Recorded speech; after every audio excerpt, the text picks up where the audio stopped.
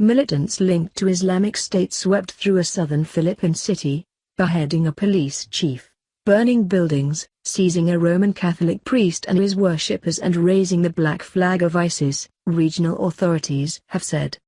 President Rodrigo Duterte, who had declared martial law across the southern third of the country, warned he may expand it nationwide. At least 21 people were killed in the fighting, officials said. As details of the attack in Marawi emerged, fears mounted that the largest Roman Catholic state in Asia could join a growing list of countries grappling with the spread of influence from ISIS in Syria and Iraq. The violence erupted on Tuesday after the army raided the hideout of Inilan Hapilon, a commander of the Abu Sayyaf militant group that has pledged allegiance to ISIS. He is on Washington's list of most wanted terrorists with a $5 million, £3.9 million, reward for information leading to his capture. The militants called for reinforcements and about 100 gunmen entered Marawi, a mostly Muslim city of 200,000 people on the southern island of Mindanao, according to the Defense Secretary, Delfin Lorenzana said. "We are in a state of emergency," Duterte said on Wednesday after he cut short a trip to Moscow and flew back to Manila, the Philippine capital. "I have a serious problem in Mindanao and the ISIS footprints are everywhere." He declared martial law for 60 days in Mindanao, home to 22 million people, and vowed to be harsh. "If I think that you should die, you will die," he said. "If you fight us, you will die. If there is open defiance, you will die. And if it means many people dying, so be it." But Duterte said he would not allow abuses and law-abiding citizens had nothing to fear. Marawi's bishop, Edwin de la Peña, said the militants forced their way into Marawi Cathedral and seized a Roman Catholic priest, 10 worshippers and 3 staff. The priest, Father Chito, and the others had no role in the conflict, said Socrates Vilgas, Archbishop and President of the Catholic Bishops' Conference of the Philippines. "He was not a combatant.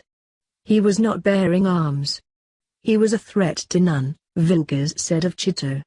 "His capture and that of his companions violates every norm of civilized conflict." Vilgas said the gunmen were demanding the government recall its forces.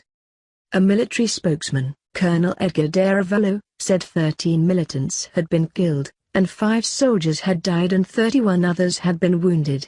Other officials said a security guard and 2 police officers were also killed, including the beheaded chief.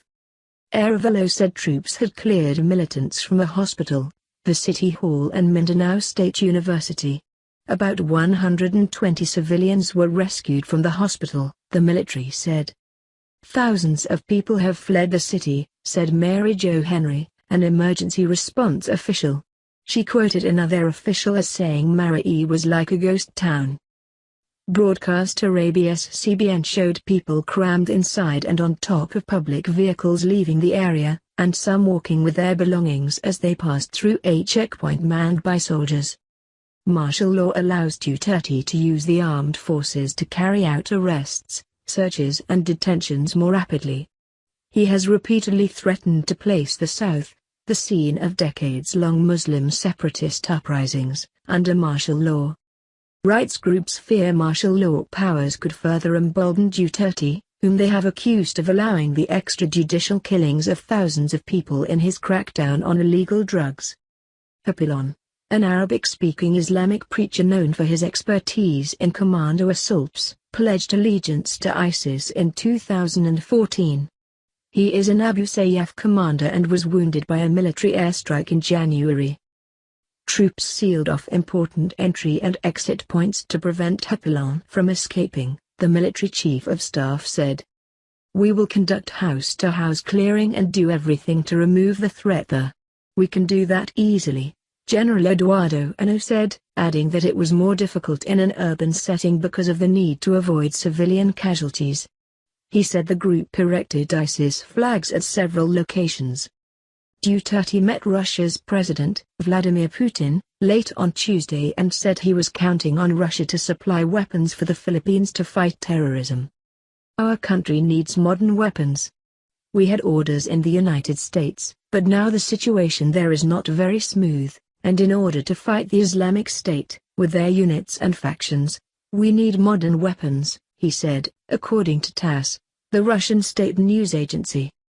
While pursuing peace talks with two large Muslim rebel groups in the south, Duterte has ordered the military to destroy smaller extremist groups that have tried to align with ISIS.